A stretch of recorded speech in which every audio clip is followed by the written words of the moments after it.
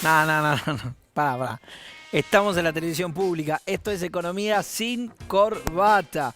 Hoy estamos recordando aquel no al ALCA. 10 años pasaron ya de esa gesta histórica en la que América Latina se puso fuerte y le dijo que no al ALCA. Le dijo que no a este proyecto de Bush que pretendía hacer de toda América una gran área de libre comercio. De todo eso vamos a hablar acá en Economía sin corbata. Un programa que le pone luz en la economía, le pone luz a la economía para que no se nos venga la noche. Vení. Afloja ese nudo que ahoga tus sueños, que impide que subas, que seas tu dueño. El nudo que corta la línea ascendente, conexión divina, corazón y mente. El nudo que aprieta sobre tu garganta, las ganas de un grito que ya no se aguantan. El nudo que asfixia a los pueblos del sur, recetas malditas que apagan la luz. Muy buenas noches, bienvenidos a Economía sin corbata. Hoy estamos todos, buenas noches, bienvenidos. ¿Qué tal, José Pablo? Natason, ¿cómo le va? Buenas ¿Cómo le va, noches. Teli? Bien, buenas noches. Por acá, ¿Cómo anda? están? Nicolás, Hola. Tomás, ¿también? ¿Quién sería Nicolás? Nicolás, le tiré Nicolás a Sergio por un parecido que todos conocemos. ¿Cómo va? ¿Cómo están? ¿También están listos? Bien. ¿Estamos todos bien? El no al ALCA. Se me pone un poco la piel de gallina. Qué emocionante fue aquel momento. ¿Se acuerdan de ese día? ¿Dónde estaban de esos días? ¿Alguno estaba ahí? ¿Lo vieron por televisión? ¿Qué se acuerdan de ese momento? Yo en mi caso particular lo vi desde acá. Lo vi viste por desde acá. televisión. No estuve en Mar del Plata, no tuve ¿Y la qué te oportunidad. acordás? Pero sí, un momento histórico por todo lo que implicó ese quiebre y por todo lo que implicó de ahí en adelante, ¿no? El programa pasado, acordate que estábamos hablando, por ejemplo, de UNASUR y hacíamos un raconto sobre las características, el potencial que tiene UNASUR como bloque regional. Bueno, todas esas cuestiones que se fueron desprendiendo encuentran su origen en este famoso no al ALCA, ese Y momento. hoy nos da, yo histórico. la sensación que tengo viendo las imágenes es que hoy de algún modo nos emociona muchísimo a la distancia también, pero creo yo, José, no sé qué opinas vos, que en ese momento, incluso regionalmente, fuimos muy conscientes de que era histórico lo que estaba pasando, sí, ¿no? muchas veces este tipo de cuestiones es difícil que se condensen en un momento. Claro. Muchas veces este tipo de quiebres históricos se dan a través de procesos que son más largos, son complejos y que uno puede desentrañar después, tiempo después. En este caso fue muy concreto, muy visible, muy ostensible lo que estaba pasando ahí, la discusión, que después lo vamos a estar mostrando, cómo se dividió en bloques la región, en dos bloques claramente diferenciados. Por eso la verdad que fue muy gráfico. Y por eso también es lindo de ver, digamos, uno ve los presidentes discutiendo y hay claramente dos posiciones. Nosotros queremos esto, los otros quieren lo otro, y se vio de una manera muy expresiva. Y tuvo también la mística, ¿no? Esa cosa de cierta picardía latinoamericana, esto de Chávez hablando mucho a propósito, acordado ahí con Lula Y el y con contraste, Kirchner, ¿no? El contraste de lo que veníamos de las relaciones carnales con Estados Unidos y de un amor profundo al primer mundo. Y de pronto un cambio de paradigma, un cambio de discurso, un cambio de posición muy fuerte y plasmado, sobre todo que no estábamos solos en eso. Teníamos la banca de otros países importantes como Brasil. Y económicamente, Tommy, por nombrar 3 puntos, ¿cuál era la consecuencia más concreta del ALCA, si se aprobaba? Era un acuerdo que se había empezado a negociar 10 años antes, en 1994. Y lo que pretendía era lo que pretenden todos los acuerdos de libre comercio: promover la apertura comercial irrestricta. Ese era el objetivo detrás.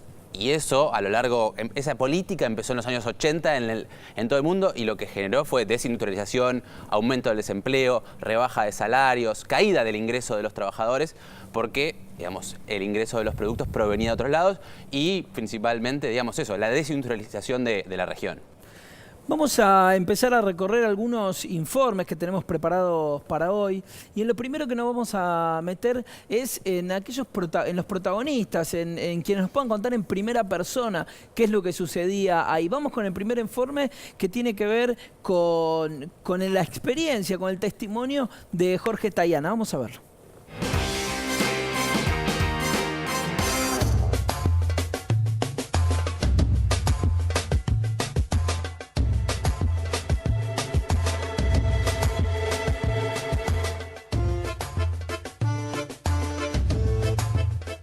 El no al ALCA es un sí a fortalecer el Mercosur, es un sí a lo que va a ser la creación de la UNASUR, es un sí a lo que va a ser la CELAC, es un sí al fortalecimiento de lo que ya estábamos comenzando a hacer, que era el desarrollo de las relaciones sur-sur. Creo que fue una batalla política donde había una definición estratégica. Y creo que nosotros estuvimos correctos en la definición estratégica. No queremos subordinarnos a una gran potencia que nos va a subordinar a sus ritmos, sus prioridades, sus intereses, etc. Queremos buscar una integración entre iguales, que siempre es más trabajosa, ciertamente, pero que es la única que nos va a permitir tener la libertad de movimientos para aprovechar la propia región como un espacio amplio y reforzado y para poder negociar con el resto del mundo. En un momento Bush pide la palabra y obviamente no estaba contento. Y dice, bueno, yo no sé al final por qué tanto lío con este asunto del ALCA, si acá al final de lo que se trata es de ver cómo todos nos defendemos de China. 2005. Y si uno mira 10 años después, lo que ve es que, salvo excepciones, por ejemplo Chile, la mayoría de los países que tienen un gran comercio con China y que le exportan muchas cosas a China, por ejemplo Argentina, por ejemplo los del Mercosur, son los que nos opusimos. Mientras que los países que no tienen complementariedad con China, sino que tienen competencia por maquila, etcétera, etcétera, como México, como Centroamérica, como el Caribe inglés, en parte como Colombia, son los que apoyaban el ALCA. O sea que Bush tenía bastante claro qué es lo que se estaba debatiendo, ¿no? Yo tuve un diálogo ahí con Néstor, que siempre lo repito porque estábamos los dos. Había habido unas reuniones en el subsuelo del hotel donde estaba él, y había reuniones con empresarios, con dirigentes. Termina la reunión y yo me la acerco y le digo, bueno, ¿cómo vamos? Y vamos bien, le digo. Estamos casi listos, la organización va, el documento está casi todo bien. El único problema que tenemos es que nosotros nos negamos a poner ningún párrafo del ALCA, porque lo único que estamos dispuestos a poner es un párrafo en contra del ALCA. Y eso no era muy... Pero obviamente nosotros no queremos eso, queremos un párrafo a favor. Le conté cómo estaba y le digo, mirá, yo creo que ya a mí están encontrando que por acá no pasa nada, van a empezar a tratar de saltarme y te van a empezar a llamar a vos presidente. Le digo, eso es lo que va a pasar de acá, fin de septiembre, a eso, tercera semana de septiembre, todo octubre va a pasar eso. Entonces me dice, bueno, está bien, tranquilo, vos mantenete firme, no aflojés nada, que yo, y me dijo estas dos cosas, yo no voy a hacer nada que me pueda reclamar la historia, ni voy a hacer nada que vaya en contra de los intereses del pueblo. Tirá esa corbata. José, ¿cuál es específicamente el rol de Tayana en Bueno, en este ese momento momento? Pablo Tayana era vicecanciller argentino, el canciller que estuvo en la cumbre del ALCA era Rafael Bielsa, que fue canciller un par de años más, después Tayana lo reemplaza, y Tayana fue el negociador del grupo argentino previo a la cumbre. Siempre hay que decir que a estas cumbres se llega previos procesos de negociación, es Claro. decir, los presidentes no llegan y se encuentran un papel donde dice lo que tienen que firmar y lo que tienen que decir y se enteran en el momento. Hay procesos de negociación que son largos, que vienen de antes, en las cuales las cancillerías de los diferentes países van coordinando estrategias. En este caso, Argentina coordinó su estrategia muy fuertemente, sobre todo con Brasil, digamos, ¿no?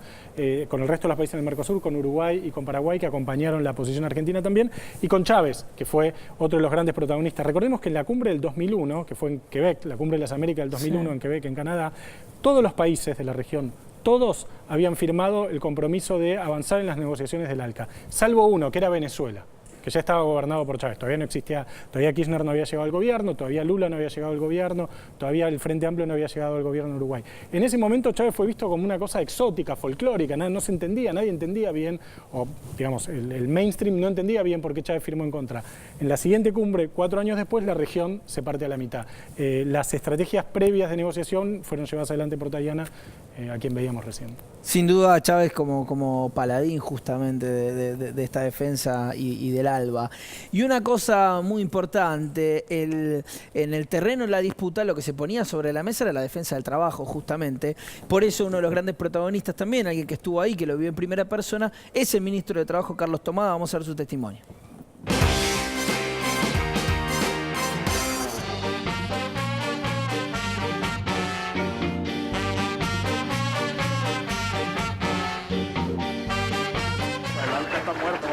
recordarlo hoy aquí en Mar del Plata. La verdad que es imposible no recordar rápidamente el lema, por lo menos desde la perspectiva laboral y sobre todo en ese contexto. Porque es una cumbre que hay que ponerla fundamentalmente en contexto. El lema de la cumbre fue crear empleo para erradicar la pobreza y fortalecer la gobernabilidad democrática. En las anteriores cumbres, que también habían tenido algún lema o alguna consigna, todas ellas giraban alrededor de lo económico, de lo financiero. Nuestros pobres, nuestros excluidos, nuestros países, nuestra democracia ya no soportan más que sigamos hablando en voz baja. Es fundamental hablar con mucho respeto y en voz alta para construir un sistema que nos vuelva a contener a todos en un marco de igualdad. Es Néstor Kirchner que como país anfitrión, como presidente del país anfitrión, elige, rompiendo esa tradición, esa inercia, elige este tema, donde pone arriba de la mesa la idea del trabajo como un factor de combate a la pobreza, es decir, la inclusión social a partir del trabajo y para fortalecer la gobernabilidad democrática. Esta concepción es central, es la idea de que nuestras sociedades solamente son sustentables políticamente en democracia si son inclusivas, si son con la gente adentro, esto es, si se genera trabajo. ¿Qué planteaban? Planteaban apertura indiscriminada del comercio. Todos sabemos que la apertura indiscriminada del comercio va en detrimento del trabajo. Reducción del estado mínimo a intervenciones solamente asistencialistas para atender los núcleos de pobreza, cuando todos sabemos y planteábamos que no puede haber mejor distribución del ingreso si no hay una intervención del Estado. Un planteo permanente de dejar todo librado a la suerte del mercado. Y todos sabemos que si queda todo librado a la suerte del mercado, lo único que pasa es se concentra cada vez más la riqueza y aumenta la pobreza. Entonces, era este el punto donde nosotros queríamos introducir la cuestión del trabajo. Porque en la línea que venían los documentos, a lo único que iban a conducir esas políticas es a lo que efectivamente nos acababa de pasar en la Argentina. La Argentina venía de haber explotado, ¿no? Como alguna vez dijo Néstor, nosotros somos también hijos del 19 y el 20 de diciembre del 2001. Y voy a utilizar un término muy argentino, patotear por una simple mayoría. Ese hito del no al ALCA significó un punto de partida, ¿no? Todo sentido. En términos de concepción y de posicionamiento político, sin lugar a duda. Eje en el trabajo, eje en la inclusión, eje en la defensa del desarrollo independiente de Estados Unidos por parte de los países de la región. Que aquí en Mar del Plata está la tumba del ALCA. Ese no al ALCA potenció entonces también el vínculo entre los distintos presidentes. Cuando fue la elección de Dilma, acá en la Argentina poníamos velitas para que ganara Dilma, porque sabíamos que si Dilma no ganaba, eso complicaba la política de la región. Bueno, y sin ir más lejos, en la Argentina se lloró la muerte de un presidente extranjero.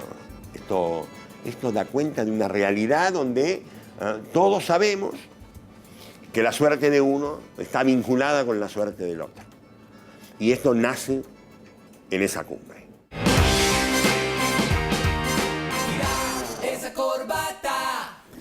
Agustín, ¿cómo te repercute esto que dice Tomás? Digo, pensándolo hoy, viendo esto que pasó hace 10 años y en nuestra actualidad. Trasladándolos de gran actualidad, porque vos fíjate que cuando habla Tomás y explica las cuestiones que tuvieron que ver en ese momento, pone énfasis en los lineamientos básicos, ¿no?, que tenían que ver con el ALCA. Entre ellos, la apertura irrestricta de los mercados, con todo el daño que eso generaría, el hecho de liberar a las fuerzas del mercado, con lo que eso implicaría en términos de que el fuerte, el grande, en este caso, en el caso del ALCA, era Estados Unidos, es el que gana en detrimento del resto, y también ciertas cuestiones que apuntaban a un rol del Estado reducido a su mínima expresión. Si vos te pones a pensar hoy frente al escenario dicotómico que se plantea en Argentina en términos políticos y de cara al balotaje en materia económica, es muy parecido lo que estamos hablando, ¿no? Digo, las propuestas de cierto sector de la oposición hoy tienen que ver con esos ejes, con un Estado reducido a su mínima expresión, con la apertura irrestricta de los mercados, con las políticas de ajuste, digamos, con el tipo de cambio o el resto de los precios liberados a la lógica del mercado. Y ahí lo que explicaba muy bien Tomás, aparte de su experiencia como ministro de Trabajo, es cuáles terminan siendo los más afectados de este tipo de políticas, siempre los más perjudicados, los sectores más vulnerables. Y cómo cuando uno pone el eje en lo que a él más le concierne, que es el empleo, el trabajo, la generación de trabajo, es tan importante el rol del Estado en este sentido y trabajar de manera coordinada, que es un poco lo que apuntaba el no al ALCA y todo lo que vino después en materia de integración comercial. Y en ese momento, obviamente, cumbre de presidentes, como nos explicaba José recién, negociaciones que llevaron mucho tiempo antes de la misma cumbre. Vamos a recorrer ahora el mapa de estos acuerdos. Sí, vamos a hacer bien? así, Pablo, si te parece. En el 2005, decíamos, estamos recordando, se le puso fin y se canceló el proyecto del ALCA. El proyecto del ALCA, lo explicaba recién Tomás, era básicamente la idea de construir un área de libre comercio que fuera desde Alaska hasta Tierra del Fuego. Un área de libre comercio que significa que un producto generado en Argentina se puede vender en Estados Unidos, o uno generado en Estados Unidos más probablemente se puede vender en Argentina sin que haya barreras comerciales interiores. 3 años después del 2005, 3 años después del no al ALCA, se firma el Tratado Constitutivo de UNASUR. La UNASUR no es un área de integración comercial, no es un proyecto de integración económico-comercial, sino que es más bien una articulación política entre los países de la región que tuvo mucho éxito en prevenir semigolpes, golpes de Estado, neogolpes, golpes blandos, como cada uno lo quiera llamar, en Bolivia, en Ecuador, en Venezuela, no lo logró en Paraguay, pero que tiene la intención de construir y de garantizar que América del Sur sea un área de paz y al mismo tiempo un área plenamente democrática. Ahora, mientras eso ocurre, la región, después del 2005 para acá, se ha ido fracturando en términos económicos y comerciales. Vamos a ver un primer mapa donde vamos a ir recorriendo de a poco los diferentes bloques económicos y comerciales en el hemisferio, en América. El primero, lo conocemos, es el Tratado de Libre Comercio de América del Norte, lo componen Estados Unidos, Canadá y México, nace en el 94, antes que el ALCA, en realidad es el origen del ALCA. La idea del ALCA es extender este tratado al resto de América. Si es bueno o no para México o para Canadá es algo que uno puede discutir hasta el infinito. Simplemente uno puede recordar la vieja frase de Porfirio Díaz, ¿no?, que dice: pobre México, tan lejos de Dios, tan cerca de Estados Unidos. Muchos mexicanos creen que fue muy perjudicial, muy negativo para la economía mexicana, sobre todo para las economías regionales de México, para los productores de maíz y demás. Pero bueno, es un tratado que está vigente desde el 94 y que fue el origen del ALCA. Vamos a ver un segundo bloque comercial en el hemisferio, que es el Tratado de Libre Comercio entre Estados Unidos, Centroamérica y República Dominicana, integrado por Estados Unidos y todos los países centroamericanos, además de República Dominicana, que es, todos sabemos, un país caribeño. Todos estos países tienen una relación, casi uno diría, umbilical con Estados Unidos. Están unidos de una manera irremediable a Estados Unidos. Por ejemplo, 1/3 de la población de El Salvador vive en Estados Unidos. 1/3 es como si hubiera 12 millones de argentinos viviendo en Estados Unidos. 1/3 de la población de El Salvador vive en Estados Unidos. Tan importante es la relación que ni siquiera cuando Daniel Ortega, el presidente sandinista, llega al gobierno de Nicaragua, sale de ese tratado. Daniel Ortega, el sandinismo, entra al ALBA, pero mantiene a Nicaragua dentro del Tratado de Libre Comercio con Estados Unidos. Quiero decir, es una relación que es, uno casi diría, irresistible. Este es el segundo bloque comercial. Vamos a ver el tercer bloque comercial que se fue configurando en la región desde el fin del ALCA, que son los países que firmaron tratados de libre comercio con Estados Unidos. Estados Unidos está atado por acuerdos de libre comercio con Colombia, con Perú y con Chile, con una particularidad, que es que en Chile el presidente que firmó el Tratado de Libre Comercio, que se venía negociando hace mucho tiempo, fue Ricardo Lagos, primer presidente socialista chileno desde Allende, lo cual demuestra muchas veces que las relaciones comerciales y las relaciones económicas, lo decíamos también recién con Daniel Ortega, van en algunos casos más allá de las ideologías. Estos son países que están unidos a Estados Unidos por tratados de libre comercio. Vamos a ver el siguiente mapa donde vemos otro bloque comercial, el más nuevo, el más flamante, que se formó en América después de el 2005, después del no al ALCA. Es la famosa Alianza del Pacífico, integrada hoy por México, Colombia, Chile y Perú. La Alianza del Pacífico es un bloque, un área de libre comercio que tiene una clara inclinación exportadora. Todos estos países son exportadores básicamente de materias primas. En México lo podemos discutir, digamos, pero en el caso de Colombia, Chile y Perú son básicamente exportadores de materias chinas que no tienen, y acá me parece que es el núcleo por ahí de la explicación, porque el próximo bloque que vamos a ver es el Mercosur y es el último, no tienen estos países parques industriales importantes como tienen, con todos sus problemas, Brasil y Argentina. Es decir, no tienen que proteger industrias nacionales textiles, automotrices. No hay industria automotriz en Chile, en Perú, en Colombia hasta cierto punto. Quiero decir, no tienen industrias que son metalmecánicas, no tienen gremios, no tienen todo un entramado industrial que deban proteger y por lo tanto pueden estar más abiertos al libre comercio, que es lo que han hecho firmando la Alianza del Pacífico. Una integración entre estos países básicamente para vender de materias primas a Asia, digamos, ¿no? Y vemos ahora, si te parece, Pablo, el último bloque que nos va a terminar de ver cómo se ha ido fracturando y dividiendo en términos económicos y comerciales la región desde el 2005, que es el Mercosur. El Mercosur está integrado por Brasil, Argentina, Paraguay, Uruguay y se incorporó como miembro pleno Venezuela hace un par de años. Es el más ambicioso. El bloque comercial más ambicioso es el más profundo, porque no es solo un área de libre comercio, sino es una unión aduanera también. ¿Qué quiere decir? Una unión aduanera que no solo se puede comerciar libremente entre los países que lo integran, sino que también los países que vienen los productos que vienen de afuera del bloque, de cualquier otro país que no forme parte del Mercosur, pagan la misma tarifa si entran por Argentina, por Brasil, por Paraguay, por Uruguay o por Venezuela. Es decir, no es solo un área de libre comercio, sino que es también una unión aduanera, con un montón de listas de excepción, imperfecciones y demás, pero es una unión aduanera. Seguramente si en el 2005 no se hubiera dicho no al ALCA, el Mercosur no hubiera podido consolidarse como lo que es hoy, que es el bloque de todos estos que vimos, el bloque más profundo de integración a América Latina, más allá de todos los enormes problemas que tiene. Y que además lo que me parece interesante, yo iba dibujando en mi cabeza el mapa, después de lo que vos mostrabas, como Estados Unidos tiene paralelamente su tratado de libre comercio con todos, salvo excepto los países del Mercosur, con todos tiene, finalmente tiene casi su ALCA. Digamos que es un ALCA por armado. otros medios. Claro. Un ALCA por otros medios. Claro. Estamos hablando del no al ALCA, 10 años de aquella gesta histórica. Esto es Economía sin Corbata. Nos vamos al corte un ratito nada más y ya seguimos.